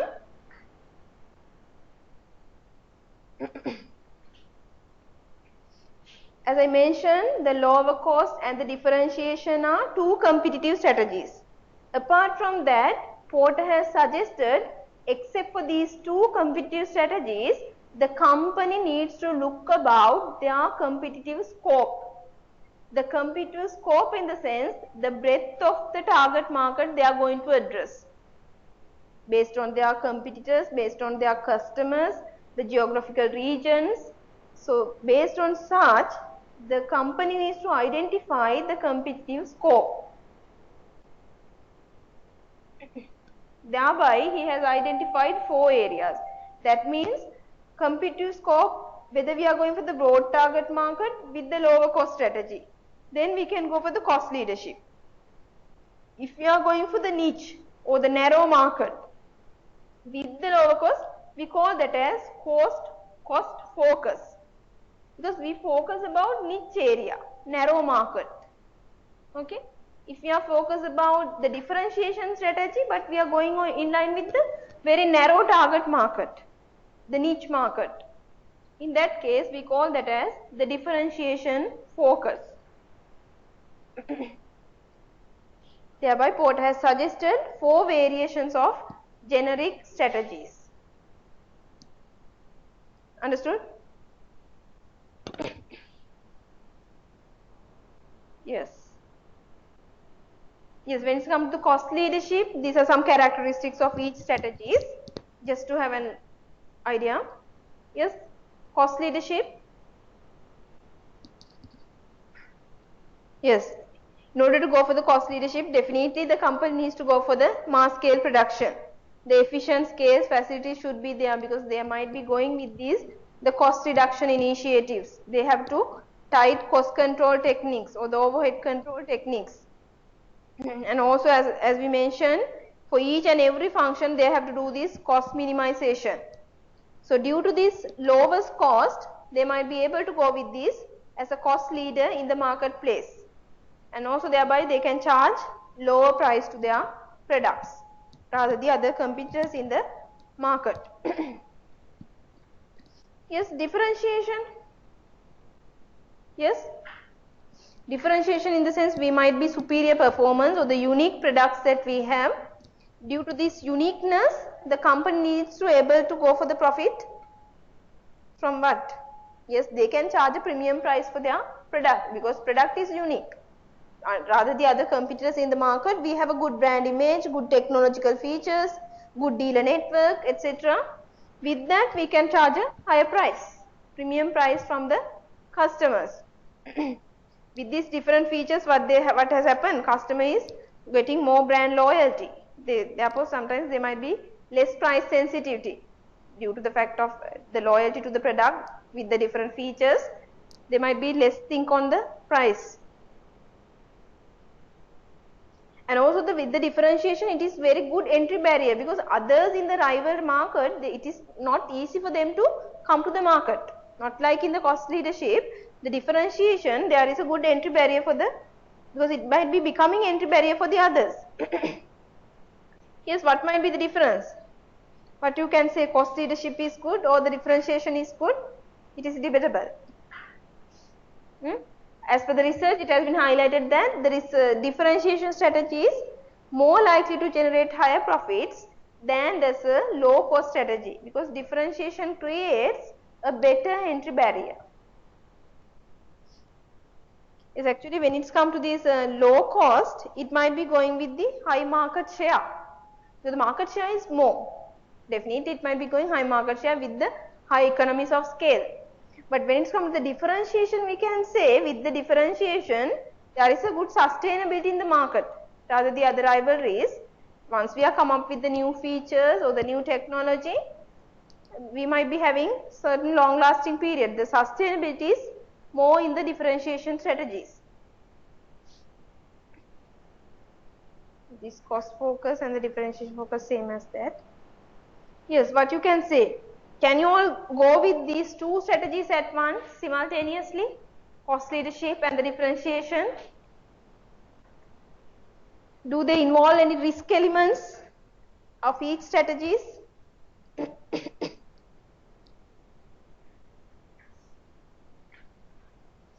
Yes, what can you say?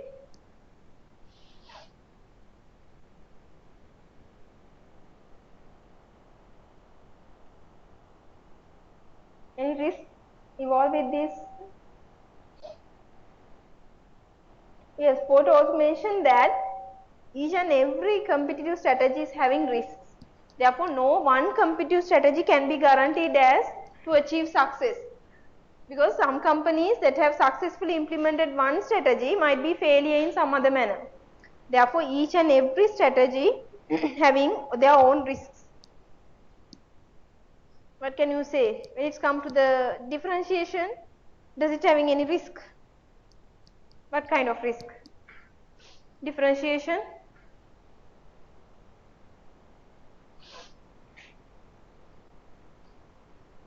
As we mentioned, we can charge higher price or the premium pricing.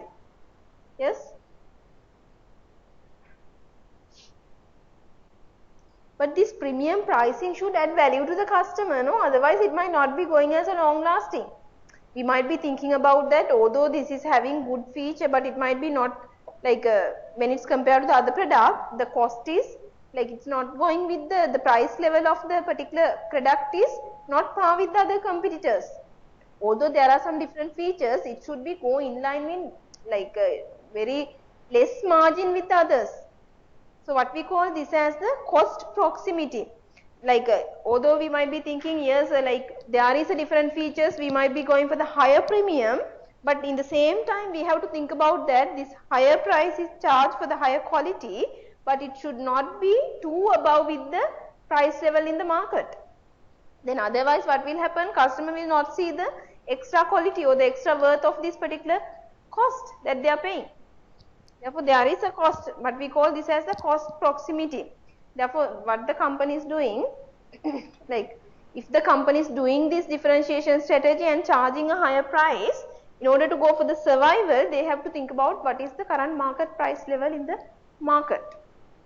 Call that as cost proximity. Otherwise in the after a certain period of time customers might not be thinking that as a extra quality with the extra cost that they are paying. So these are some risks involved with these different strategies. You can see in the cost leadership, yes, although we might be coming as first move as a cost leader, after a certain period of time competitors also come into the market and imitate same thing. And also the technological changes happen. Already we can say in the cost leadership, we might be going in the mass scale. But with the technological innovations, we might not be able to cater with the time to time technological innovations are coming.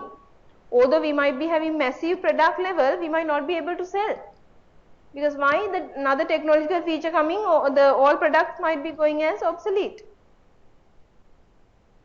So likewise, there is a risk involvement with this cost leadership. And the differentiation also same. As I mentioned, cost proximity is lost. The basis for differentiation become less important to buyers. That is happening, no? With the new technological features, we might be thinking this phone is not usable. So this might be, although the differentiation features are available, it might not be going par with the competitive position. In the focus strategy is also same. Sometimes in the focus, what is, we might be focused toward one particular segment or the target segment. In that case, sometimes in that particular target segment, after a certain period of time, their demand might not be there. They might not be willing to come up with our product. If we are going in the same manner, they might be going for shifting to some other product. Therefore, we have to think about, so each and every generic strategies have their own risk elements. Okay.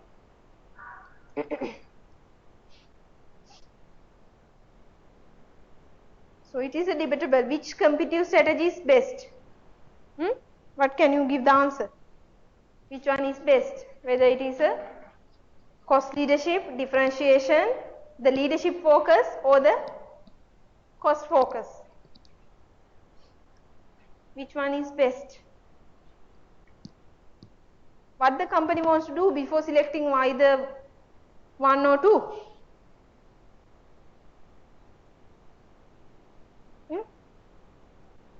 What the company wants to do?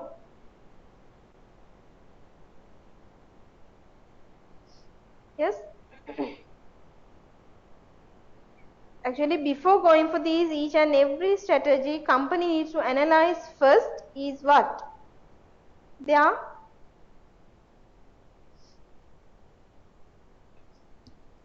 existing situation, the company, the feasibility. They have to do, the management should assess its feasibility in terms of the resources and the capabilities. Yes, that's why I told you, when it's come to the strategy formulation, the basis is for formulation is environmental analysis. So in the internal environment, we done this analysis. We know what resources we have, what capabilities that we possess. So therefore, before going for each and every strategies of these competitive strategies, the company needs to think about their own, the feasibility in terms of their resources and the capabilities. Sometimes although we think that yes, we can go for the cost leadership, it might not be workable. The thing is that sometimes it is unavoidable to have the R&D cost is high. It might not be able to, company might not be able to go for the minimum levels. So although we think about, yes, we go for the cost leadership, but we might not be able to do this under the R&D sector or the R&D function. Therefore, company needs to identify what might be the resources that we have and whether we have the capability to do this, to go with this particular strategy. Got the point? Therefore, the strategy choosing is much more debatable problem or the debatable thing. Like they have to think on that, which thing or the resources and the capabilities the company has.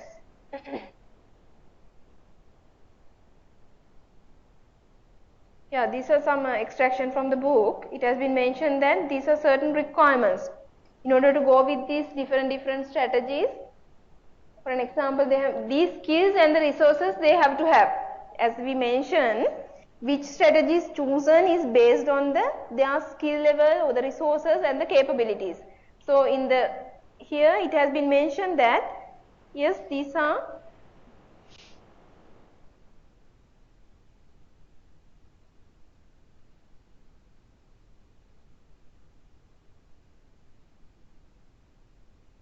resources. For an example, or if they are going for the overall cost leadership, they have to think about the labor, the superior labor, engineering skills that they have.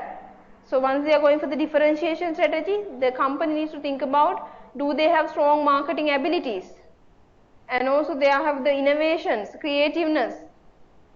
The R&D should be good enough.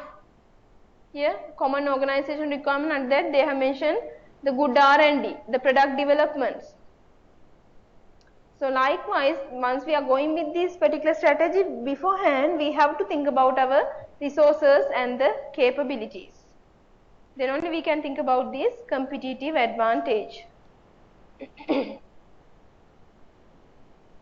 Yes, one more important thing is another thing as we discussed. Once we are going with these business level strategies, yes, up to now what we discussed, the business level strategies. As I mentioned, there are 3 level strategies. The first, starting from the corporate level, then the business level and the functional level. Okay, and the corporate level what we discussed? Yes, corporate level what we have discussed? What we have already discussed. Under the corporate level, the company needs to think about the overall view, overall direction of the company as a whole. So in that situation, what we call that means company needs to think about the overall direction, what industries we are persuading in the coming years. But when it's come to the SBU level or the business level strategies, we might be thinking about how to improve our competitive position, how to improve our competitive position. Here what we focus towards our specific industry or else market segment. Therefore, under the business strategies, we might be more or less focused towards whether we are doing head-to-head competition with other rivalries, or else whether we are going with this very cooperative manner with other rivalries. If we don't have financial resources, we might be thinking about, no, we might be having financial acumen with another joint venture and get together and we are continuing with our business. So likewise, that is the way we have to think on under the business level strategies, competitive or else cooperative. Then the third element is the functional level strategies. Those functional level strategies also should be in line with our parent business unit strategy.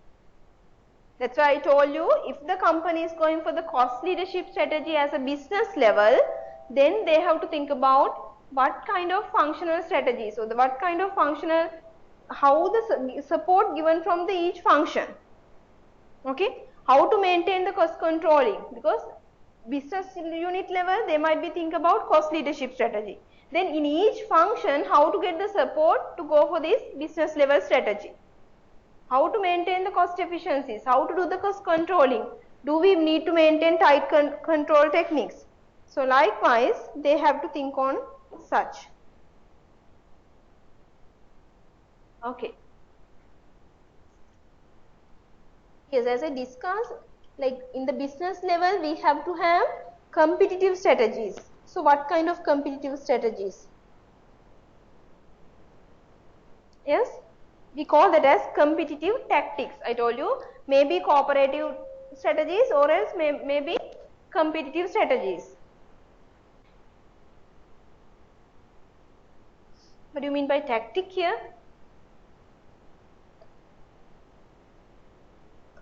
Similar to the strategy, what we call tactic is a specific plan that details how a strategy is to implemented in terms of when and where. That means we have to think about, in order to go with our operating plan, in order to achieve our vision, mission, etc., what kind of strategies or the tactics that we are going to do. Maybe it might be going as a when, whether we are going as a first level or the second phase or the third phase, and whether we are catering or whether we are defeating only in the current market. No, we are going for some other market. So likewise, those things or those competitive strategies we have to take into place under business level strategies. So here tactics are narrow in scope and shorter in time horizon rather than strategies. It is very short term and the narrow scope rather strategies. Yes, these tactics mainly classify into two. One thing is timing tactics and the other one is the market location tactics. First one is the timing tactics and the other one market location tactic.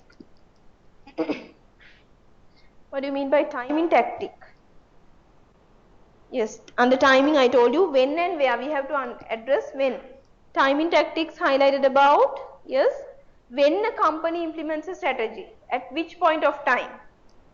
Sometimes in some companies going as a first mover, or else we might be going as a late mover. What do you mean by first mover? Yes?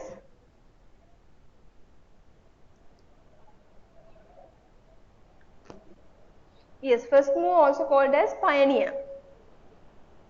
The first mover in the sense, the first company to manufacture and sell a new product or service is called as the first mover or the pioneer.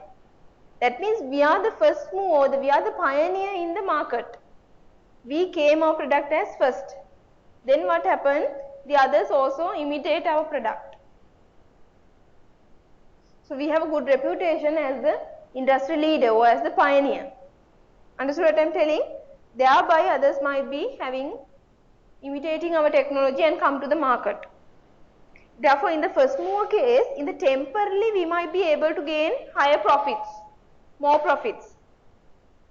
Because as a first mover into the industry, we might be temporarily able to earn more profits from the market. So once, can you all remember I think Windows, they are coming with the operating system as a software. They might be coming as the first mover to the market. But later on the others are coming to the market. So in the as a first mover, they might be able to gain more profits from the market. Then late mover in the sense what? The late movers are the imitate. That means once the person is came, then they might be imitate with the technological advances, then they might be come to the market. The late mover case, what is happening? Risk is very low. As a first mover, we might not be going to the market. Therefore, there might be failures. But in the second phase, as the late movers, they might not be having that kind of problems because they know already this has been tested by some other rivalry or some other competitor in the market. Then they just adapt with that or imitate with that technological advances to their product or service. Therefore, risk is low in the late mover strategies.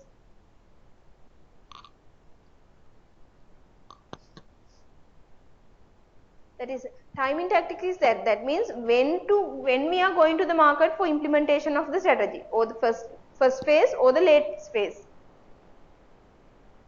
Then market location techniques. The market location in the sense where the company implements the strategy. Where?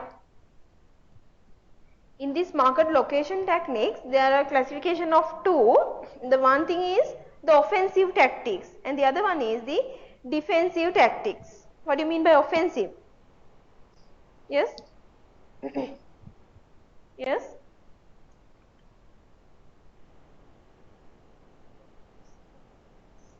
Market take place. Yes? That means offensive, no any defensive. Yes? That means we have the particular location. Established location is available. Existing competitors are there. So we are going to go with the established competitors market location. But when it comes to defensive, always we go with the head to head. That means in that situation we try to build up our own position, own market position as a defensive tactic, because there are attacks coming from the other rivalries. Therefore, in that situation we have to defend. We have to make our company safe. So in that situation, in order to go with this, what we call the defensive tactics. The offensive in the sense, already there is a market. The established competitors are there. So we have a tactics going with this established competitors market location. But defensive manner, what we are doing, there are head-to-head rivalries are coming. Therefore, we have to build up our own market position.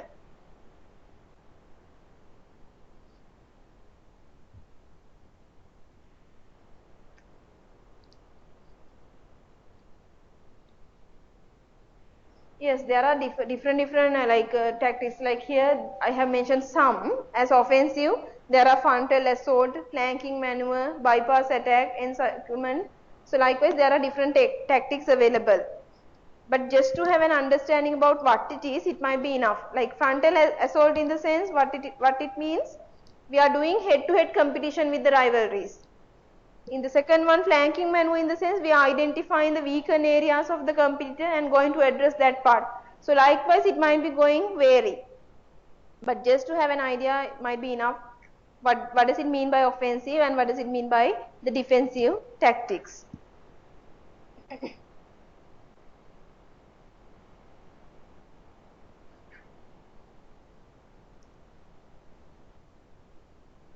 Yes, another one is as I mentioned, under the business level strategies mainly focus about the competitive strategies and the cooperative strategies. The other one is the cooperative strategies. That means we have to work with the other firms in the industry to gain the competitive advantage. We have to very closely work with the other firms in the industry. As I mentioned, sometimes we might be going with the collusion, the joint ventures, alliances, etc. So those are some cooperative strategies that the company can adopt.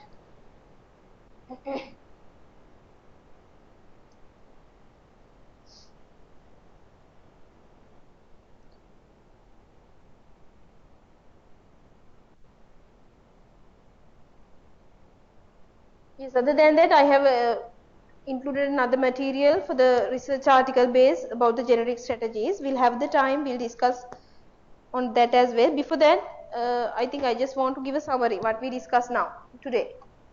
Yes, mainly under the strategy formulation,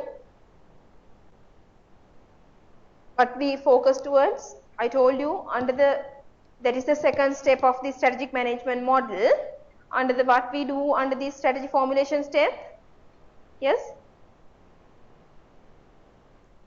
yes. Under environmental scanning, we learn about, we identify, we aware about strategic factors. Okay, why do we identify these strategic factors in this environmental scanning step? We want to have I told you, once we are going with the strategic management, we might be looking towards the long-term future of the company, the long-term competitive advantage or the long-term decision-making process. So in that situation, we have to understanding about what is the situation of the company. Through this situational analysis, we have to identify what are the strategic factors. So while identifying these strategic factors, we might be think about the formulation of our different strategies. If there is an opportunity available, we have to have that strategy on that. So likewise, in the formulation stage, we mainly classify strategies into 3 levels: corporate level, the business level and the functional level. Yes, before that we learn about under the situational analysis or the strategic analysis, what we have to know, the SWOT. The main analytical tool is the SWOT analysis, but there are certain criticisms of the SWOT. Therefore, alternatively we have identified that the SFAS matrix, strategy factor analysis matrix. The strategy factor analysis matrix is the combination from the external factors and the internal factors. That means what you have learned under the external environment is external environmental analysis, it is coming under the EFAS table. And the internal analysis, you might be learn about the IFAS table. So combination with these two, we are identifying what might be the most important strategic factors under the SFAS matrix. And the SFAS matrix is given the priorities, the ratings and the weightages. That is the difference between the SWOT and the SFAS matrix. Thereby we are identifying what might be the most important factors towards this, the environmental analysis. I told you another point, under the total weighted score in an average firm, it should be going in always 3. Then only we can identify that is the total weighted score in an average industry or the average firm in the industry. Actually this weighted score is highlighting about what? The company situation, the current performance of the company in terms of their profitability or as market share. It might be giving us a true reflection about the company's current performance. Then we talk about the niche and the propitious niche. Niche in the sense, as I stated, always it's a need in the marketplace currently unsatisfied by the existing rivalries. When it comes to the propitious niche, it is very favorable or the extremely favorable to the market, because we are addressing 3 aspects: the offerings from the competitors, and we are addressing the needs of the customer and the company's capabilities. So we call as strategic sweet spot, because in that situation we are addressing the needs of company or the needs of the market based on the company capabilities, and also there are no any competitor offerings at this point. Therefore we can extremely favorable position to the company's side. We call as strategic sweet spot or as propitious niche. Then we talk about these different level strategies. Keep on mind, mainly focus towards the business level strategies. Okay, you can learn about the corporate level and the functional level separately, and we mainly focus towards the business level strategies. That means SBU level, whether we are going for the cooperative or the competitive strategies.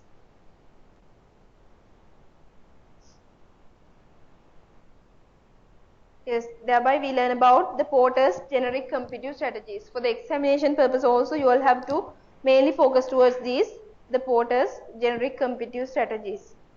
Today's article also based on that. Shall we have a quick look on that, the articles? I think I have uploaded to the LMS.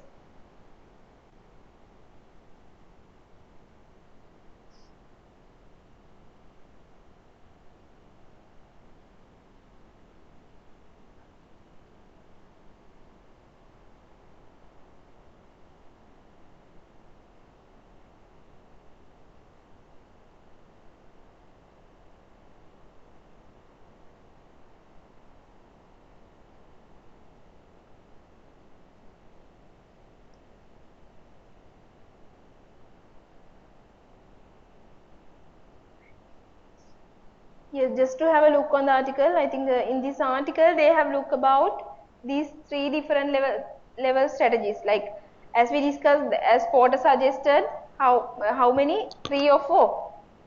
Like in here, focus has taken into as 1. But what we learned, the cost leadership, differentiation, cost focus and the differentiation focus, because Porter has highlighted that based on the competitive scope, it might be going as another 2. Based on the breadth of the target market, we can classify same into 2.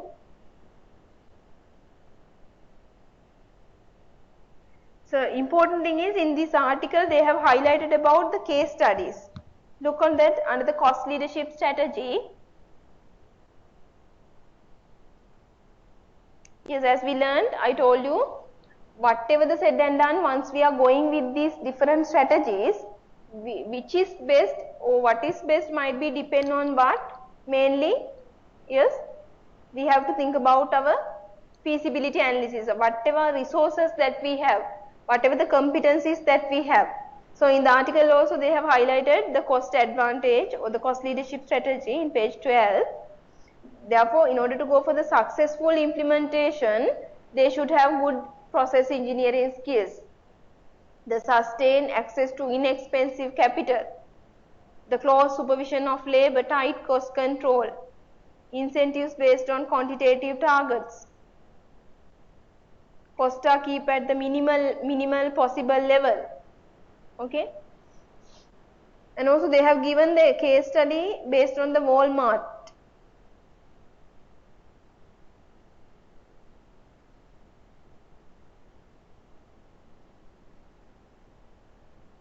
How the Walmart has achieved with this cost leadership.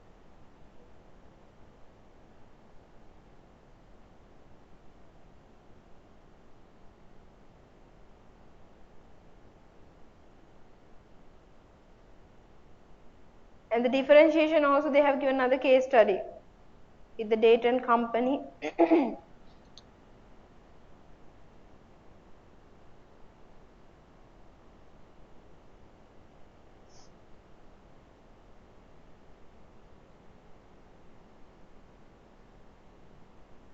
Yes, as we learned here also they have classified the focus strategy. You all can see in the page number 15 at the beginning, the top of the page. Yes, theoretically we learned about the focus strategy into two aspects or the two variants. In here also article stressed about the focus strategy has two variants. In cost focus, a firm seeks a cost advantage in its target segment. The part B, the differentiation focus, a firm seeks differentiation in its target segment. What we learned as a what? Cost focus and the differentiation focus. Can you remember? Four variations of the Porter's generic strategies, cost leadership and the differentiation. Other than that, we learn about the cost focused and the differentiation focused based on the competitive scope. And they have given the Pepsi company's focus strategy.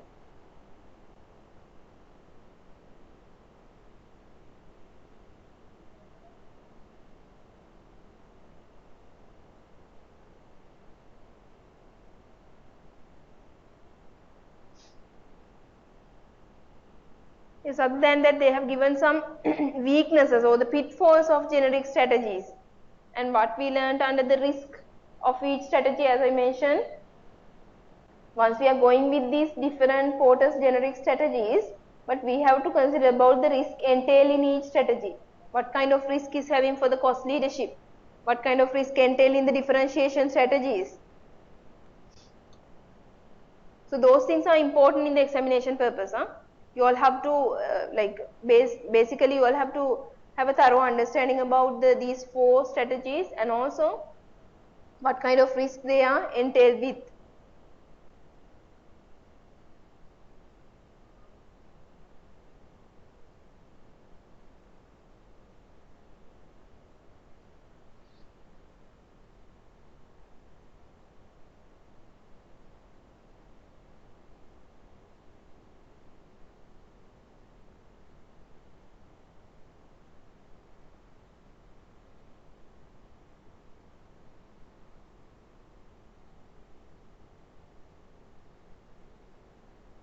Okay, just to have a read about this article because it might be important for you all for the examination purpose.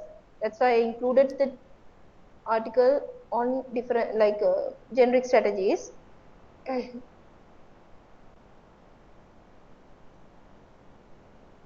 Yes, any clarifications about the today's topic?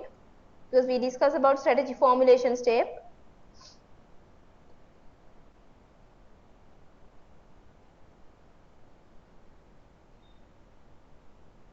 Yes, online students, anything to clarify regarding strategy formulation? Physical participation is very less today. Any clarifications?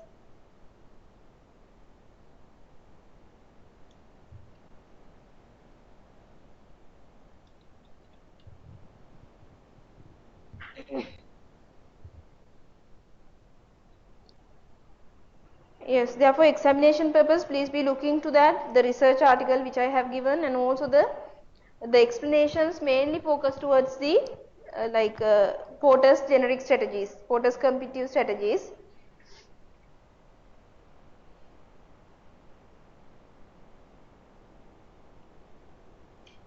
Okay, then thank you very much.